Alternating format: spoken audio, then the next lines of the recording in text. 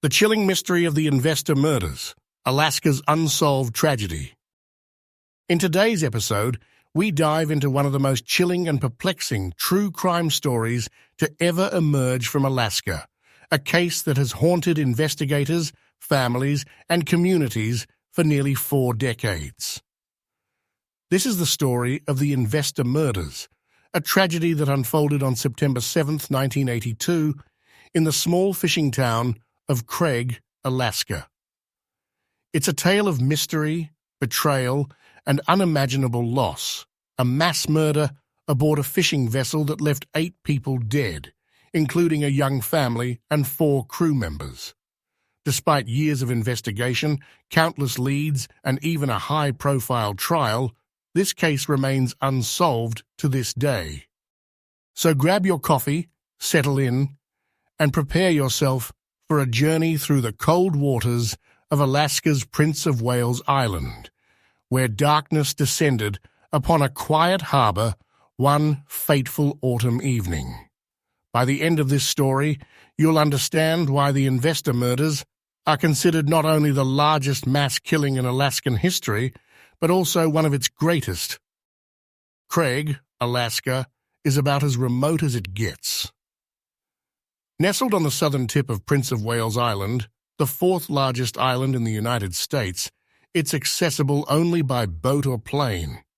With a population hovering around 1,300 people, Craig isn't much more than a waypoint for commercial fishermen traveling between Alaska and the Pacific Northwest. But don't let its size fool you. Craig plays an outsized role in the salmon trade, which dominates the local economy. For generations, families have relied on these icy waters for their livelihoods. On the surface, Craig seems like any other sleepy coastal town, quiet, unassuming, and far removed from the chaos of urban life. But beneath its serene exterior lies a darker history, one marked by isolation, suspicion, and tragedy. And nowhere is that darkness more evident than in the events surrounding the investor, a state-of-the-art fishing vessel that became the site of unimaginable horror. At the heart of this story is Mark Colthurst, a 28-year-old captain who had already made a name for himself in the competitive world of commercial fishing. Born and raised in Blaine, Washington, Mark was known for his relentless work ethic and entrepreneurial spirit.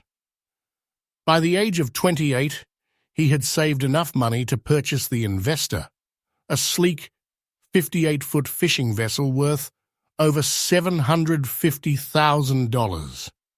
The ship wasn't just a tool of his trade, it was a symbol of his success and ambition. Mark dreamed of retiring by the age of 50, leaving behind a legacy of hard work and prosperity. But Mark wasn't alone on the Investor. Joining him were 7 others.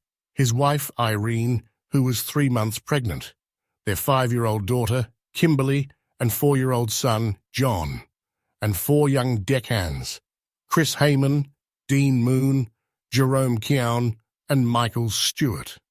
Each of these men had been handpicked by Mark because he trusted them implicitly. They weren't just employees, they were part of his extended family. The Colthursts had joined the crew just a week or 2 prior, planning to spend some time together before returning home to Washington State. Little did they know, this trip would be their last.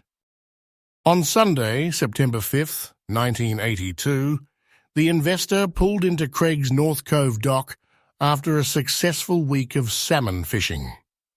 The ship carried roughly 77,000 pounds of salmon, valued at over $30,000. However, due to technicalities involving Alaska's Department of Fish and Game, Mark couldn't cash in his haul until the following day. So, the Colthurst family decided to make the most of their extra time in Craig. That evening, they dined at Ruth Ann's restaurant, one of the few eateries in town. It was a special occasion, Mark's 28th birthday, and the atmosphere was celebratory. Witnesses recalled seeing the happy family enjoying their meal, with Mark writing a check to borrow $100 in cash from a friend to cover the bill. After dinner, the family returned to the Investor, waving goodbye to a crewman aboard the neighboring ship, the Decade. 4-year-old John reportedly popped into the pilot house to say hello, leaving a lasting impression on those who saw him. It was the last time anyone would see the Colthurst family alive. Early the next morning, something strange caught the attention of the crew aboard the Decade. At approximately 6:30 a.m., a crewman noticed the Investor slowly drifting away from the dock.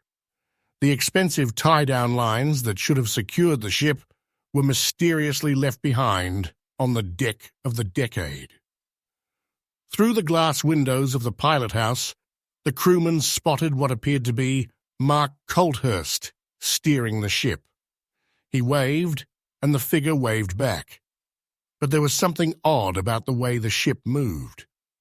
Its main engine wasn't running, suggesting whoever was inside was trying to drift away silently. About an hour later, the Investor settled near Fish Egg Island, a small landmass about a mile away from Craig. To onlookers, it seemed like the ship had simply anchored itself, waiting for the salmon season to reopen. No alarms were raised, at least not yet. 2 days later, on Tuesday, September 7th, disaster struck. Around 4 p.m., crew members aboard another ship, the Casino, noticed thick black smoke billowing from the direction of the Investor.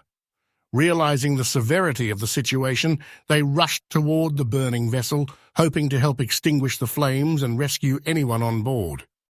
As they approached, they encountered a young man wearing a dark baseball cap, heading toward Craig aboard the Investor's skiff.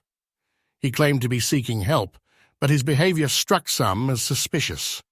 Meanwhile, the fire raged on, consuming the pilot house and living quarters of the ship. When emergency responders finally arrived, they discovered a horrifying scene. Charred remains scattered throughout the wreckage. At least 4 bodies were recovered initially, though authorities suspected there could have been as many as 9 victims. Autopsies revealed that at least 2 of the victims, Mark and Irene Colthurst, had been shot in the head before the fire began. Forensic evidence suggested that all 8 occupants of the Investor had been murdered prior to the arson. Investigators theorized that the killer, S, had first attempted to scuttle the ship near Fish Egg Island, but returned the following day to set it ablaze, using an accelerant to ensure the fire spread quickly. Despite extensive efforts, authorities struggled to identify a clear motive. Was it revenge, robbery, or something else entirely? One theory suggested that the murders stemmed from a violent argument aboard the ship, possibly triggered by grievances built up over time. Another possibility was that someone aboard the Investor had alienated a crew member, leading to a deadly confrontation. By 1984, investigators had narrowed their focus to a single suspect, John Kenneth Peel, a 24-year-old former crew member of Mark Colthurst. Peel matched the description of the mysterious man seen aboard the Investor's skiff and had a documented history of conflict with Mark. According to witnesses, Peel had been fired from the crew the previous summer, creating tension between the 2 men. Peel was arrested in September 1984 and charged with 8 counts of murder and 1 count of arson. However, the case against him was largely circumstantial, relying heavily on eyewitness accounts and behavioral analysis. During the trial, which spanned several months, prosecutors argued that Peel acted out of revenge, while the defense maintained his innocence, pointing to inconsistencies in the evidence. Ultimately, the jury acquitted Peel of the murders but convicted him of arson. To this day, many believe justice was never truly served. Decades later, the Investor murders remain unsolved. While Peel's conviction provided some closure, questions linger about whether he acted alone or if someone else was involved. The lack of physical evidence, combined with conflicting witness statements, has left the case shrouded in doubt. For the families of the victims, the pain of losing loved ones is compounded by the absence of answers. Who killed Mark, Irene, Kimberly, John, and the 4 deckhands? Why did they target the investor? And how did the killer manage to escape undetected? These questions may never be answered, but as long as the memory of the investor endures, so too will the hope that someday the truth will come to light. Thank you for joining me today on this deep dive into one of Alaska's darkest chapters. If you enjoyed this episode, please consider subscribing and sharing it with others who love true crime stories. Until next time, stay curious. And remember, sometimes the coldest cases leave the deepest scars.